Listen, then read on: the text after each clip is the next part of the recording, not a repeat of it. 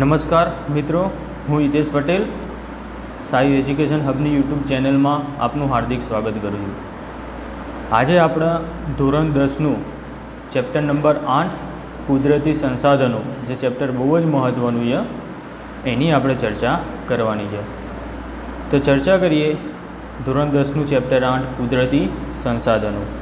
તો કુદરતી સંસાધનો એટલે શું? પહેલાં તો કુદરતી સંસાધનો એટલે એવા સંસાધનો જે આપણે પ્રકૃતિ અથવા તો કુદરત પાસેથી મળેલા હોય, તો એ કુદરતી સંસાધનો કહેવાય। અને માનવ સર્જિત સંસાધનો પણ અલગ હોય છે, પણ આપણા આ ચેપ્ટરની અંદર કુદરતી સંસાધનો વિશે ચર્ચા કરવાની છે। તો ચર્ચા કરીએ। સંસાધનો દ્વારા માનવીની જરૂરિયાતો થોડા ઘણા અંશે પૂરેપૂરી સંતોષી શકાય છે। તો સંસાધનનો આપણા વધતા ઓછા પ્રમાણમાં ઉપયોગ કરતા જોવા મળીએ છીએ, અને એ સંસાધનનો ઉપયોગ કરવાથી આપણા માનવીની જરૂરિયાત સંતોષાય છે। તો કુદરતમાં હજારો તત્વો પડેલા છે, તેને આપણે સંસાધન નથી કહેતા। એટલે કે આપણે જે સંસાધન ઉપયોગમાં આવે એને સંસાધન કરીએ, બાકી જેનો આપણે ઉપયોગ કરતા નથી એને સંસાધન કહી શકતા નથી। અને આ તત્વો ત્યારે સંસાધન કહેવાય જ્યારે માનવી તેના વિશેષ જ્ઞાન અને કૌશલ્યના ઉપયોગમાં લેવાય, એટલે એનો ઉપયોગ કરતા હોય ત્યારે જે સંસાધન બને છે। તો અન્ય રીતે કહીએ તો જે વસ્તુ ઉપર માનવી આશ્રિત કે નિર્ભર હોય, જેનાથી એ મનુષ્યની જરૂરિયાતો પૂરી થાય અને માનવી પાસે તેનો ઉપભોગ કરવાની શારીરિક કે બૌદ્ધિક ક્ષમતા ધરાવતો, આ વ્યાખ્યા યાદ રાખજો, કુદરતી સંસાધન કોને કહેવાય કે જે વસ્તુ ઉપર માનવી આશ્રિત કે નિર્ભર હોય, કે આપણે કુદરતી સંસાધન વગર રહી શકતા નથી, એટલે આપણે કુદરતી સંસાધનના આશ્રિત અથવા તો નિર્ભર થાય, એના વગર આપણે જીવન જરૂરી વસ્તુ આપણે સંસાધન મેળવી શકીએ, જેનાથી મનુષ્યની જરૂરિયાતો પૂરી થાય છે। જેવી રીતે તમે જોશો કે પેટ્રોલ છે, ડીઝલ છે, ખનિજ છે, આ બધી જે કુદરતી સંસાધનનો આપણે ઉપયોગ કરીએ છીએ, તો માનવી પાસે તેનો ઉપયોગ કરવાની શારીરિક અને બૌદ્ધિક ક્ષમતા હોય છે। તો આ મુજબ કોઈ પણ વસ્તુ માનવ જરૂરિયાતો પૂરી કરવાના ઉપયોગમાં લેવાય એ શું? સંસાધન બની જાય છે, જેનો આપણે ઉપયોગ કરીએ છીએ। તો પ્રાચીન સમયમાં જમીનમાં દટાયેલા જે ખનિજો માનવીને જાણકારી ન હતી ત્યારે એ સંસાધન ગણાતું નહોતું। એ પહેલાંના જે આદિ માનવ તરીકે કહીએ તો એમને ખ્યાલ હતો નહીં કે આવું સંસાધન જમીનની અંદર દટાયેલું જોવા મળે છે, તો ત્યારે એ સંસાધન કહેવાતા નહોતા। જેમ જેમ ખબર પડવા લાગી એમ આપણે એ સંસાધનનો ઉપયોગ કરતા થયા અને તેથી એ સંસાધન બન્યા। પરંતુ આજે તેની ઉપયોગિતા અને ખનન પ્રવિધિઓના વિકસવાથી માનવ જીવન માટે તે અત્યંત જરૂરી બની ગયા છે। હવે ખનન પ્રવિધિ એટલે ખોદકામ કરીને જે ખાડો કરી અંદરનું જે કહીએ અંદરની જે ખનિજ બહાર લાવવામાં આવે છે અને એનો ઉપયોગ કરવામાં આવે છે, તે ખનન પ્રવિધિ કહેવાય, જે ખોદકામ કરીએ જમીનની અંદર એને। તો કુદરતી સંસાધનના ઉપયોગિતા અને એના કાર્યની યોગ્યતા બંને ગુણધર્મ હોવા જરૂરી છે। તો કુદરતી સંસાધનમાં એની ઉપયોગિતા અને એની કાર્ય કરવાની યોગ્યતા બંને ગુણ હોવા જોઈએ, તો જ એ સંસાધન કહી શકાય। તો કુદરત, માનવ અને આ સંસ્કૃતિ, આ ત્રણેય એકબીજાને પરસ્પર પ્રક્રિયાને સંસાધનને યોગ્ય બને છે। તો આ હતી બેઝિક માહિતી કુદરતી સંસાધનનો, જેનો આપણો ઉપયોગ કરીએ છીએ અને એને વ્યાખ્યાયિત કરવામાં આવે। હવે આપણે નવો ટૉપિકનો ચર્ચા કરીશું, સંસાધનોનો ઉપયોગ। તો સંસાધનોનો ઉપયોગ આપણે કેવી રીતે કરીએ છીએ અને કઈ કઈ જગ્યાએ કરીએ છીએ? તો સંસાધનો આપણને વિવિધ રીતે ઉપયોગી છે। વિવિધ રીતે એટલે ઘણી બધી, જે માનવ જીવનના દરેક તબક્કે કોઈને કોઈ ભૂમિકામાં આપણે ધ્યાન જોઈએ। જેવી રીતે ખેતી પ્રવૃત્તિના ઉદ્યોગ પ્રવૃત્તિ સુધીની તમામ પ્રવૃત્તિએ છેવટે પ્રત્યક્ષ એટલે પોતાના માટે અથવા તો બીજાના માટે પરોક્ષ રીતે કુદરતી સંસાધન પર આપણે અવલંબતા જોવા મળીએ છીએ। તો ખેતી પ્રવૃત્તિ, જેમાં આપણે જોઈએ છીએ ખેતરમાં ઉગાડેલો પાક, જે જમીન ઉપર પાક મેળવીએ છીએ, તો એ પાક એક પ્રકારનું શું કહેવાય છે? સંસાધન કહેવાય છે, જેનો આપણે ખોરાક તરીકે ઉપયોગ કરીએ છીએ। તો આવી રીતે પ્રત્યક્ષ અથવા તો પરોક્ષ રીતે કુદરતી સંસાધન પર આપણે અવલંબીએ છીએ, જેના વગર આપણે રહી શકતા નથી। તો સંસાધનના ઉપયોગ તરીકે પહેલું ખોરાક તરીકે, તો સંસાધનનો આપણે ખોરાક તરીકે ઉપયોગ કરીએ છીએ। તો માનવીની ખોરાકની જરૂરિયાતો વિવિધ સંસાધનોમાંથી જ પૂરી થાય છે। જેવી રીતે જોઈએ તો કુદરતી રીતે થતા ફળો, આ ફળ છે, પછી ખેતી દ્વારા સંપડાતા વિવિધ ખાદ્ય પાકો જે આપણે ખેતરમાં ઉગાડી, ઘઉં, બાજરીને એ બધું આપણે ખાવા માટે ઉપયોગ કરીએ છીએ ખોરાક તરીકે। પછી પાલતુ પ્રાણીઓ દ્વારા પ્રાપ્ત થતી દૂધ અને તેની બનાવટો, જેનો આપણે ખોરાક તરીકે ઉપયોગ કરીએ છીએ। પછી છે માંસ, પછી જળાશયોમાંથી મળતા માછલા અને અન્ય જળચર એટલે કે દરિયા કે નદીમાં રહેલા બીજા જળચર જે જીવજંતુ જેનો આપણે ખોરાક તરીકે ઉપયોગ કરીએ છીએ. અને પછી મધમાખી દ્વારા બનાવેલા મધ. તો આ બધી ખાદ્ય સામગ્રી છે એ કેવી છે? એ સંસાધન કુદરતી સંસાધન છે, જે આપણને કુદરતે આપેલી ભેટ છે. આ બધાનો આપણે ખોરાક તરીકે ઉપયોગ કરતા જોવા મળે છે. બીજું, સંસાધન કાચા માલના સ્ત્રોત તરીકે. તો કાચા માલના સ્ત્રોત તરીકે તો જંગલોમાંથી પ્રાપ્ત થતી વિવિધ ચીજો, જે ખેતી દ્વારા ઉપલબ્ધ થતી સામગ્રી અથવા તો પાલતુ પશુઓમાંથી પ્રાપ્ત થતું ઊન, પછી ચામડા અને માંસ, પછી ખનિજ અયસ્ક વગેરે ચીજો અનેક ઉદ્યોગ માટે શું કાચો માલ બને છે. તો આપણે જોઈએ છો ઘેટામાંથી ડાયરેક્ટ ઘેટાનો આપણે ઉપયોગ કરી શકતા નથી. તો ઘેટાની અંદર રહેલા ઊનનો આપણે લઈ અને ફેક્ટરીમાં ઉપયોગ કરી એના ગરમ કાપડ તરીકે ઉપયોગ કરીએ છીએ. તો આવી રીતે સંસાધનનો કાચા માલના સ્ત્રોત તરીકે ઉપયોગ કરીએ છીએ. ત્રીજું જોઈએ સંસાધનો શક્તિ સંસાધનો તરીકે. તો શક્તિ સંસાધનો તરીકે જેમાં કોલસો, પેટ્રોલિયમ, કુદરતી વાયુ વગેરેનું ઈંધણ તરીકે ઉદ્યોગ અને ઘર વપરાશમાં બળતણ તરીકે વાપરીએ છીએ. તો આ કેવા શક્તિ સંસાધનો કહેવાય, જે કુદરતી વાયુ છે, પેટ્રોલિયમ છે અને આપણે ઘરમાં જે ઉપયોગ કરીએ છીએ વૃક્ષનો બળતણ તરીકે. એ પછી સૌથી મોટી ઉર્જા શક્તિ એવા સ્ત્રોત ગણાય તો સૂર્યપ્રકાશ, પવન, સમુદ્ર મોજા, જે કહીએ પવનચક્કીનો ઉપયોગ કરી આપણે ઉર્જા મેળવી શકીએ છીએ. સમુદ્રના મોજા વડે જે પવનચક્કીઓ મૂકેલી હોય એના દ્વારા ભરતી અને ઓટ, તો દરિયાની અંદર પાણી બહાર આવે અને ઓટ એટલે કે અંદર જાય. તો આ રીતે આપણે જળધોધ, આ રીતે આપણે શક્તિ સંસાધનોનો ઉપયોગ કરતા જોવા મળીએ છીએ, જે ઉર્જા પ્રાપ્ત કરવા માટે આપણે કરીએ છીએ. તો એ યાદ રાખજો, 3 મહત્ત્વના પોઈન્ટ. સંસાધનનો ઉપયોગ આપણે 3 રીતે જોયો: સંસાધન એક ખોરાક તરીકે, સંસાધન કાચા માલના સ્ત્રોત તરીકે અને સંસાધનોનો શક્તિ સંસાધન તરીકે. હવે સંસાધનના પ્રકારો જે મુખ્ય ગણી શકાય અને મોસ્ટ આઈએમપી પ્રશ્ન ગણી શકાય, જે 2020ની માર્ચની એક્ઝામમાં પૂછાઈ ગયેલો પ્રશ્ન, સંસાધનના પ્રકારો. યાદ રાખજો, અહીંયા સંસાધનના નીચે મુજબ વર્ગીકૃત કરવામાં આવેલા છે પ્રકારો. એના 3 રીતે મુખ્ય. તો માલિકીના આધારે, પુનઃપ્રાપ્યતાના આધારે અને વિતરણ ક્ષેત્રના આધારે. તો પહેલાં માલિકીની દ્રષ્ટિએ જોઈએ તો એ જે કોષ્ટક દર્શાવેલું છે એમાં આપણે નજર નાખીએ તો પહેલાં માલિકીની દ્રષ્ટિએ. તો માલિકીની દ્રષ્ટિએ પહેલું એમાં વ્યક્તિગત સંસાધન. તો આ વ્યક્તિગત સંસાધનમાં કોઈ વ્યક્તિ કે પરિવારની માલિકી જોવા મળે, જેવી રીતે જમીન અને મકાન એનું ઉદાહરણ છે. તો એ વ્યક્તિની પોતાની હસ્તલેખિત એના નામે બોલતી હોય જમીન, કાં તો એના નામે મકાન બોલતું હોય, તો એ જમીન અથવા તો એ મકાન એ વ્યક્તિની પોતાની માલિકીનું કહેવાય. તો આ સંસાધન કેવું થયું? વ્યક્તિગત સંસાધન કહેવાય. બીજું, રાષ્ટ્રીય સંસાધન. તો રાષ્ટ્રીય સંસાધન એ કોઈ પણ દેશ કે પ્રદેશની સાર્વજનિક સંપત્તિ હોય, જે તે દેશની કેવી સાર્વજનિક સંપત્તિ હોય. એનું ઉદાહરણ આપ્યું છે લશ્કર અને આંતરરાષ્ટ્રીય વેપાર. તો આપણા ભારતમાં જોઈએ તો ઇન્ડિયન આર્મી, તો એ આપણા દેશની હિતમાં આવે. તો અત્યારે જે ચીન બોર્ડર પર કાં તો પાકિસ્તાન બોર્ડર ઉપર જે બોર્ડર ઉપર સૈનિકો તૈનાત કરવા હોય, તો જે તે રાષ્ટ્ર એને રાષ્ટ્રીય સંસાધન તરીકે લશ્કર ઊભું કરી શકવાની સત્તા ધરાવતો જોવા મળે છે. પછી ત્રીજું, વૈશ્વિક સંસાધન. તો જે સમગ્ર દુનિયાની ભૌતિક અને અભૌતિક, દેખિત હોય એવી અને અદેખિત હોય એવી તમામ સંપત્તિ જેનો ઉપયોગ માત્ર ને માત્ર માનવ કલ્યાણમાં થતો હોય.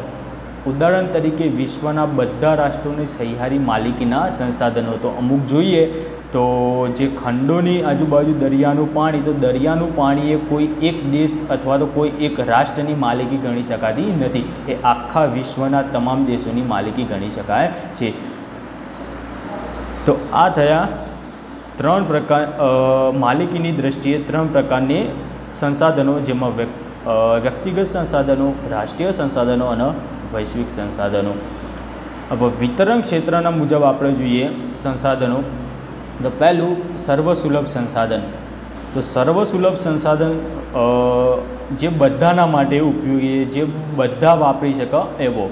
તો વાતાવરણમાં રહેલા ઉપયોગી વાયુઓ, ઉદાહરણ તરીકે ઓક્સિજન અને નાઇટ્રોજન, તો આ કેવો સર્વસુલભ સંસાધન કહેવાય. તો આપણે એ સંસાધન કોઈ બી દેશના ઉપયોગ કરી શકે. હવે ઓક્સિજન આ દેશના આટલો જ મળવો જોઈએ અને આ દેશના આટલો મળવો જોઈએ એવું આપણે કરી શકતા નથી. એ હવા દ્વારા ફેલાતો જોવા મળે છે. એટલે આ કેવો સર્વસુલભ સંસાધન કહેવાશે, જે દરેક જગ્યાએ જોવા મળે છે. પછી બીજું સામાન્ય સુલભ સંસાધન. તો સામાન્યપણે જોવા મળે છે તેવા, તો એમાં ભૂમિ છે, જમીન, જળ અને ગોચર. તો આ બધી ઉદાહરણ છે એ બધા સામાન્ય રીતે સુલભ સંસાધન કહેવાય, જે સામાન્યપણે દરેક જગ્યાએ જોવા મળે છે. જેમાં આપણે જમીનનો ઉપયોગ કરીએ, પાણી જોવા મળે છે, ગોચર એટલે કે જે પશુ પક્ષીના ચારણ માટેની જમીન. તો આ બધું સામાન્ય સુલભ સંસાધન કહેવાશે. ત્રીજું વિરલ સંસાધન. તો જેના પ્રાપ્તિ સ્થાનો મર્યાદિત હોય તેવા ખનિજો, તો ત્યાં મર્યાદામાં જોવા મળે છે, વધારે પડતા જોવા મળતા નથી. તો એમાં કોલસો છે, પેટ્રોલિયમ છે, તાંબુ, સોનું, યુરેનિયમ વગેરે ખનિજો, આ બધા કેવા વિરલ સંસાધનો કહેવામાં આવે છે, જે મર્યાદિત જગ્યાએ જોવા મળે છે. હવે ચોથું વિતરણ ક્ષેત્ર જોઈએ તો એકલ સંસાધન. આ એકલ સંસાધન નામ એવું કામ જોવા મળે છે આનું. તો દુનિયામાં ભાગ્યે જ 1-2 સ્થળે જોવા મળી આવતી ખનિજ, જેને એકલ સંસાધન કહેવાય. એનું ઉદાહરણ ક્રાયોલાઇટ ખનિજ, જે માત્ર કયા દેશમાં? ગ્રીનલેન્ડમાંથી જ મળી આવે છે. આ ટૂંકા પ્રશ્નમાં પૂછાઈ શકે, એટલે યાદ રાખજો કે એકલ સંસાધનનું ઉદાહરણ આપો. આવો પ્રશ્ન બને તો યાદ રાખજો કે એકલ સંસાધનનું ઉદાહરણ ક્રાયોલાઇટ, જે કયા દેશમાંથી મળે છે? માત્ર ગ્રીનલેન્ડમાંથી મળી આવે છે. હવે આપણે ચર્ચા કરીએ નવીનીકરણ અને અનવીનીકરણ એવી રીતે પણ જોવા મળે, જેના આપણે પૂર્ણ પ્રાપ્ય અને પૂર્ણ અપ્રાપ્યતાના આધારે પણ પ્રકાર પાડ્યા છે એમ કહી શકાય. તો પૂર્ણ પ્રાપ્ય અને પૂર્ણ અપ્રાપ્ય કોને કહેવાય, અથવા તો નવીનીકરણીય અને અનવીનીકરણીય એ કોને કહેવાય સંસાધન, એની ચર્ચા કરીએ. તો કેટલાક સંસાધનો પોતાની મેળે જ ચોક્કસ સમયમાં વપરાશની હિસ્સાની પૂર્તિ કરે છે, અથવા તો તે અખૂટ હોય છે, જે ખૂટતો નહીં એવો, એટલે કે અખૂટ. એ સ્ત્રોતો જંગલો છે, સૂર્યપ્રકાશ છે, પશુ પક્ષીઓ છે, આ વગેરે આ બધા કેવા નવીનીકરણીય સંસાધનો અથવા તો પુનઃ પ્રાપ્ય, જેને આપણે ફરીથી મેળવી શકીએ છીએ. બરાબર, નજીકના ભવિષ્યમાં ફરીથી મેળવી શકીએ છીએ એવા સંસાધનો કહી શકાય. તો આ સંસાધનો જેના નવીનીકરણીય સંસાધનો કહેવાય. જ્યારે અનવીનીકરણીય સંસાધનો અથવા તો પુનઃ અપ્રાપ્ય સંસાધનો કોને કહેવાય?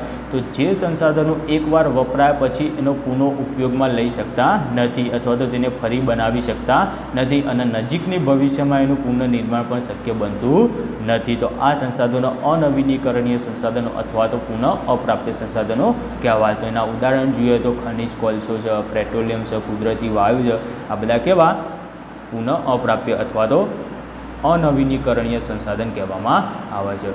તો એ નવો ટૉપિક શરૂ કરીએ, સંસાધનોનું આયોજન અને સંરક્ષણ. તો માલિકીની જરૂરિયાતો માનવીની જરૂરિયાતો અમર્યાદિત છે, જ્યારે કુદરતી સંસાધનો કેવા છે? મર્યાદિત છે. તો માનવીને જેટલું મળે એટલામાં એ સંતોષ થતો નથી, એટલે એની જરૂરિયાતો કેવી છે? અમર્યાદિત. પરંતુ આપણા જે ધરતી પર રહેલા સંસાધનો કેવા છે? મર્યાદિત માત્રામાં જ છે. તો છેલ્લા 100 વર્ષમાં માનવી દ્વારા વિજ્ઞાન અને તકનીકી ક્ષેત્રમાં થયેલા જે અસાધારણ વિકાસથી અને ભયંકર વસ્તી વિસ્ફોટકથી સંસાધનોનો વપરાશ કેવો ખૂબ જ વધી ગયેલો જોવા મળે છે. તો આપણે જોઈએ છેલ્લા 100 વર્ષના અરસામાં જે વિજ્ઞાન અને ટેકનોલોજીનો વિકાસ થવાના કારણે અસાધારણ રીતે જે કુદરતી સંસાધનોનો ઉપયોગ કેવો વધતો જોવા મળે છે. અને બીજું મહત્ત્વનું કારણ ગણી શકાય એવો વસ્તી વિસ્ફોટક. તો અત્યારે વસ્તી વધવાના કારણે જે કહીએ કે આપણે ગાડીનો ઉપયોગ એક ઘરે કેટલા 4 થી 5 વાહન જોવા મળતા હશે. તો વાહન એમને ચલાવી શકાય નહીં, તો એની અંદર પેટ્રોલ, ડીઝલ, કાં તો ગાડી હોય તો CNG, LPG ગેસ વડે ચાલતા જોવા મળે છે. તો આ ડીઝલ અને પેટ્રોલનો વપરાશ પણ વધતો જોવા મળ્યો. આના લીધે સંસાધનનો સ્ત્રોત કેવો ઘટવા લાગ્યો છે. તો આ બધા કારણો થઈ શકે. પછી આ પરિસ્થિતિ વિશે ગંભીરતાથી નહીં વિચારીએ તો ભવિષ્યમાં તેના માઠા પરિણામ ભોગવવા પડશે. તો ભવિષ્યની પણ ચિંતા કરવી જોઈએ. એટલે જ તો ભવિષ્યની પેઢીઓ માટે સંસાધનનું રક્ષણ કરવું એ આપણી સૌની ફરજ છે. એટલે કે એનો જરૂરિયાતપૂર્ણ જ ઉપયોગ કરવો જોઈએ, અને સંસાધનોનું સંરક્ષણ કરવું એટલે સંસાધનોનો શું વિવેકપૂર્ણ ઉપયોગ કરવો જોઈએ. એને જરૂરિયાત મુજબ જ ઉપયોગ કરવો જોઈએ, એને વેડફવું જોઈએ નહીં. તો તો સંરક્ષણ શબ્દનો સીધો સંબંધ સંસાધનોની અછત સાથે જોડાયેલો છે, એટલે કે સંસાધનનો તમે ઉપયોગ સીધી રીતે ના કરો તો એનું સંરક્ષણ થઈ શકતું નથી, તો એનું સંરક્ષણ કરો તો સંસાધન તમે સાચવી શકો છો.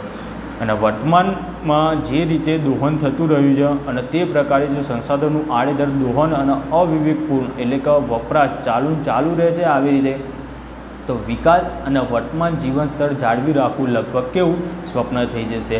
તો એનો વિવેકપૂર્ણ ઉપયોગ કરવો જોઈએ, એને વેડફવું જોઈએ નહીં. તમારી માત્રામાં જેટલો આપણને ઉપયોગ છે અથવા તો આપણે જેનો ઉપયોગ કરવો છે એટલો જ કરવાનો, અને તેનું સંરક્ષણ અને પુનઃ ઉપયોગ જેવી બાબતમાં સમાવેશ છે.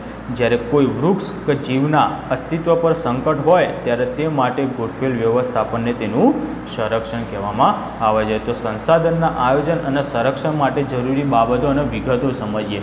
તો સૌથી પહેલાં કોઈ એક દેશ કે પ્રદેશની એક એકમ ગણી તેના ઉપયોગમાં લેવાયેલા હજુ પણ વણાયેલા કે સંભવિત સંસાધનોની ઉપલબ્ધિ અને વિશેષતાઓ બાબતે જાણકારી મેળવવી જોઈએ. એટલે કે સૌથી પહેલાં કોઈ દેશ કે પ્રદેશમાં જો ફરીથી ઉપયોગમાં લઈ શકાય એવા કોઈ સંસાધનો હોય તો એનો ફરીથી ઉપયોગ કરવો જોઈએ. જેવી રીતે કાગળ હોય તો કાગળને પસ્તીમાં આપી એ કાગળ ફરીથી ફેક્ટરીમાં જઈ એનો પુનઃ ઉપયોગ કરવામાં આવે છે. એ થોડા કાળા જેવા પેજ બને પરંતુ એનો ઉપયોગ થઈ શકે છે.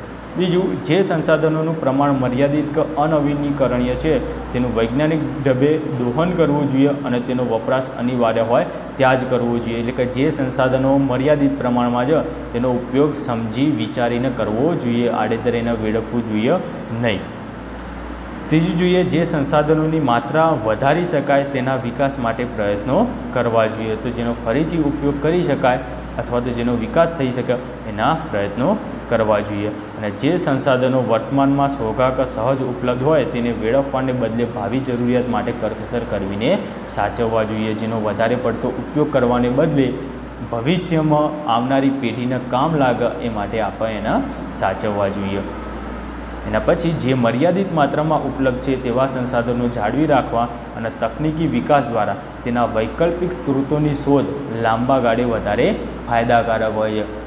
તો વૈકલ્પિક સ્ત્રોત એટલે કે ધારો કે અત્યારે જોઈએ તો જે ગાડી અથવા તો આપણે જે વાહનનો ઉપયોગ કરતા હોય એમાં પેટ્રોલ અથવા તો CNG અથવા તો LPGનો ઉપયોગ કરીએ છીએ, એની જગ્યાએ જો સોલરનું સાધન બને કે જે સૂર્યપ્રકાશની ઉર્જાથી ચાલતું સાધન જે ટૂંક સમયમાં આવી શકશે. અને બીજું, અત્યારે ઇલેક્ટ્રોનિક મોટર દ્વારા ચાલતો વાહન પણ જોવા મળે છે. તો આ એક પ્રકારના શું કહેવાય વૈકલ્પિક સ્ત્રોતો, જે ડીઝલ પેટ્રોલની જગ્યાએ આવા સાધનનો ઉપયોગ કરી શકાય, જેનાથી આપણે સંસાધનનો બચાવ કરી શકીએ. પછી સંસાધનોના સંરક્ષણ માટે તંત્ર દ્વારા જરૂરી કાયદા કે નિયમો બનાવી તેનું શું અમલીકરણ કરાવવું જોઈએ, જેથી સંસાધનો વેડફાય નહીં. પછી નાગરિકોનો સંસાધનોના વિવેકપૂર્ણ ઉપયોગ સાથે જોડાયેલી તમામ બાબત અંગે વાકેફ કરી જનજાગૃતિ કેળવવી જોઈએ. તો જનજાગૃતિ ચલાવવામાં આવે તો સંસાધનનો ઉપયોગ પોતાના માટે કરવો જોઈએ અને એ સંસાધનને વેડફવું જોઈએ નહીં, અને બીજાના પણ જેટલા ઉપયોગ હોય એટલો જ કરે. જેવી રીતે આપણે જોઈએ છીએ તો પાણી અમુક જગ્યાએ મફત પાણી મળતું હોય તો એ ઢોળાતું જતું હોય છે. તો પાણી એ પણ એક કુદરતી સંસાધન કહેવાય, જેને જનજાગૃતિ દ્વારા કેળવી અને પાણી બચાવના અભિયાન દ્વારા આ સંસાધનનો આપણે બચાવી શકાય. હવે નવા ટૉપિકની ચર્ચા કરીએ, જમીન નિર્માણ. તો સામાન્ય રીતે ભૂસપાટીનું ઉપલું પડ જેમાં વનસ્પતિ ઉગે છે તેને આપણે શું કહીએ છીએ જમીન. તો ભૂસપાટી એટલે શું? તો ભૂસપાટી એટલે પૃથ્વી પરના ઉપરની સપાટી, જે પડ છે પહેલું જે વનસ્પતિ ઉગે એને જમીન તરીકે ઓળખીએ છીએ.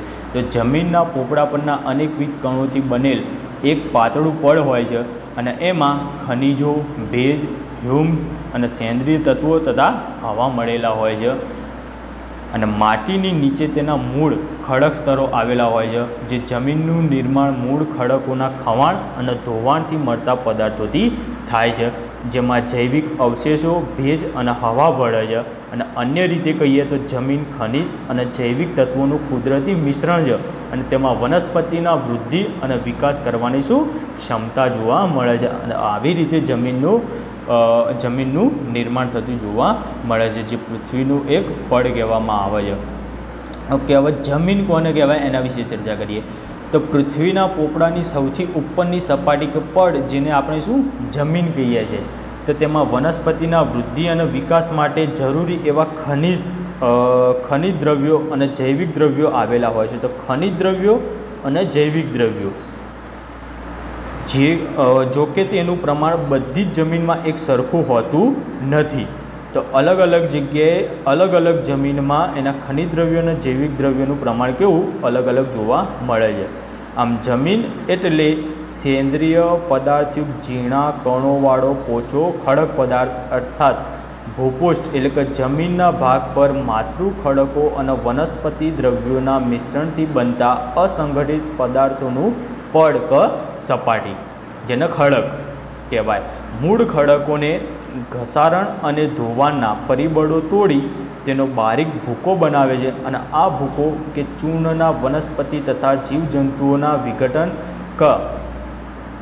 કે સડવાથી બનેલા સેન્દ્રિય તત્વ તેમાં ઉમેરાય છે અને આ સેન્દ્રિય તત્વો વનસ્પતિના વિકાસમાં કેવી મહત્ત્વની ભૂમિકા ભજવે છે.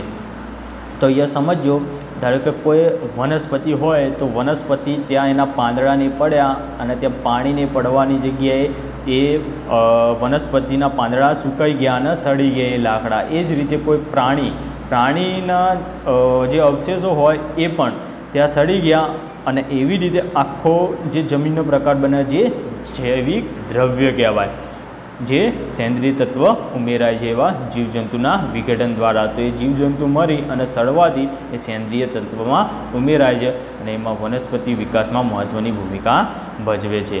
અને જમીન નિર્માણના સમયગાળાના સંદર્ભમાં જે તે આબોહવાની અસર એટલી મહત્ત્વપૂર્ણ અને વ્યાપક હોય છે કે તે આબોહવાવાળા પ્રદેશમાં વિભિન્ન પ્રકારના ખડકોમાંથી બનતી જમીન લાંબા સમયગાળે એક જ પ્રકારની હોય છે. એટલે કે એક જ પ્રકારના માતૃ ખડકોમાંથી ભિન્ન ભિન્ન આબોહવાને બનનાર જમીન અલગ અલગ પ્રકારની હોય છે. તો અહીંયા આપણે જોઈએ તો અમુક વખતે પાણીની ધાર ખડકોમાંથી પસાર થઈ આવતી હોય તો એ જમીનના ધોવાણના કારણે એના ખડકો અને ટુકડાઓ ધીમે ધીમે રસકણ રૂપે એટલે કે ચૂર્ણ અથવા તો માટી રૂપે ઘસી આવતા જોવા મળશે અને એ જે ખડકો કે ખડકોના ટુકડા એ જમીન ધોવાણના કારણે પાણીની સાથે એક જગ્યાએથી બીજી જગ્યાએ શું થશે સ્થળાંતરિત થશે અને એ કણો જ્યાં સ્થિર થશે ત્યાં નવી જમીન વિકસતી જોવા મળશે. અને આ જમીનની આબોહવા અલગ હોવાને કારણે એના માતૃગણ એટલે કે એક જ ખડક હશે પણ એના કણો અલગ અલગ જગ્યાએ અથવા તો અલગ આબોહવા અથવા તો વાતાવરણ મળવાના કારણે એ જમીન કેવી અલગ અલગ પ્રકારની હશે એમ કહેવાય. તો જમીનના પ્રકાર, તેના રંગ, એની આબોહવા, માતૃ ખડકો, કણ રચના અને ફળદ્રુપતા જેવી બાબતોને ધ્યાનમાં રાખીને જમીનના કેટલાક પ્રકાર પાડવામાં આવ્યા છે. તો આ જમીનના પ્રકારો કેટલા છે અને કયા કયા એના વિશે ચર્ચા કરીએ. તો જમીનના પ્રકાર એ પણ એક મહત્ત્વનો પ્રશ્ન છે જે 2 અથવા તો 3 માર્ક્સનો પૂછાઈ શકે છે. તે પહેલાં બેઝિક માહિતી મેળવી લઈએ જમીનના પ્રકારો વિશે. તો જમીનના પ્રકારો, હાલમાં ભારતીય કૃષિ સંશોધન પરિષદ, જેનું ફૂલ ફોર્મ યાદ રાખજો ICAR, Indian counselling of agriculture research, ICAR Indian council of agriculture research દ્વારા ભારતીય જમીનના કેટલા મુખ્ય પ્રકારો 8 પ્રકારમાં વહેંચવામાં આવે છે. અને ICARનું ગુજરાતી નામ યાદ રાખજો, ભારતીય કૃષિ સંશોધન પરિષદ. તો 8 પ્રકારની જમીનના પ્રકારો પાડવામાં આવે, જે પૈકી પર્વતીય જમીન અને જંગલ પ્રકારની જમીન પર્વતીય ક્ષેત્રમાં જુદી જુદી ઊંચાઈએ જોવા મળે છે. તો એ પર્વતીય જમીન અને જંગલ પ્રકારની જમીન બંનેના કિલોમીટર ઉપર એટલે પર્વતથી ઉપર પ્રકારની જમીન જોવા મળે છે. આપણે ડિટેલમાં ચર્ચા કરીશું ત્યારે એની ચર્ચા કરીશું. ખાલી જમીનના પ્રકારના નામ બોલું છું એ યાદ રાખજો. પહેલાં કાંપની જમીન, બીજી રાતી અથવા તો લાલ જમીન, ત્રીજી કાળી જમીન, ચોથી લેટેરાઇટ જમીન, પાંચમી રણ પ્રકારની જમીન, 6 પર્વતીય જમીન, 7 જંગલ પ્રકારની જમીન અને 8 દલદલ કપીટ પ્રકારની જમીન.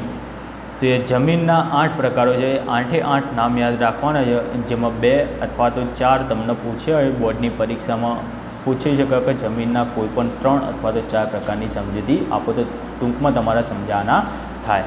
હવે આગળના લેક્ચરમાં આપણે જમીનના પ્રકારો વિશે ડિટેલમાં ચર્ચા કરીશું અને બાકીનું ચેપ્ટર પૂરું કરીશું. તો તમને આ લેક્ચર ગમ્યો હોય તો અમારી ચેનલને લાઈક કરો, શેર કરો અને સબસ્ક્રાઈબ કરવા વિનંતી. જય હિન્દ, જય ભારત.